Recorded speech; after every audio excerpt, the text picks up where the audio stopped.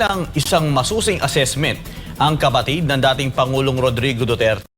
Nagbigay ng isang masusing assessment ang kapatid ng dating Pangulong Rodrigo Duterte ukol sa kasalukuyang administrasyon ni Pangulong Ferdinand Marcos Jr. Ano nga ba ang kanyang opinyon hinggil sa mga hakbangin ng pamahalaan? Alamin ang buong detalye sa eksklusibong report ni MJ Mondihar.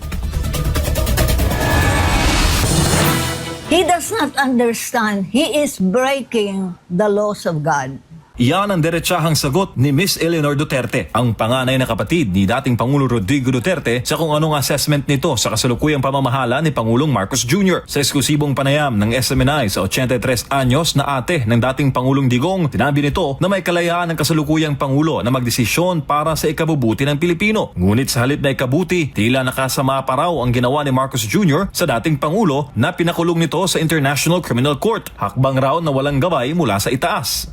One of the things that's in the scriptures, the Bible, says that, what doth that profit a man if he gains the whole world, suffer the loss of his soul? Naintindihan ba niya magkaluluwa siya? I don't think so. Why? What is the reason? Because by free will, he chose darkness over God, or the devil, or Satan, whatever you want. Dahil tingin ng ate ni FPRD na walang gabay ng Panginoon ng Marcos Jr. government, tinawag nito ang sitting president bilang walking dead. Some of us are what is called by the Americans the walking dead.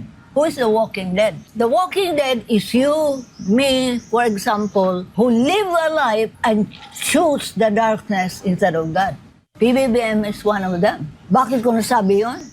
He breaks every human law possible, let alone di niya naintindihan ng higher law. All our human laws is based on a higher law. Di ba ninintindihan ng tao yan? Bukod sa kanilang pamilya, iginiitri ni Miss Duterte na ramdam na mayorya ng mga Pilipino ang inhustisya sa bansa. Dagdag pa riyan ang mataas sa presyo ng bilihin, paglaganap muli ng iligal na droga at korupsyon sa gobyerno.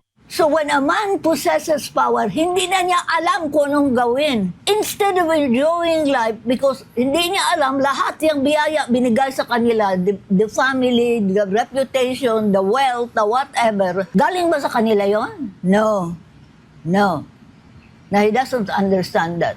Dahil sa kanyang edad, mayorya raw sa kanyang panahon ay nilalaan niya sa pag-aaral sa Biblia at pagdarasal. Tiwala naman si Miss Duterte na hindi pa babayaan na may kapal ang kanyang kapatid sa loob ng ICC. Ipinagdarasal naman ni Miss Duterte na patuloy siyang bigyan ng dakilang lumikha ng proteksyon dahil sa kanyang paglantad. Batid kasi nito na hinahabol o binabalikan ng pamahalaan ang lahat ng mga nagsasalita laban kay Marcos Jr. sa pamilya nito at maging sa malalapit na kaalyado.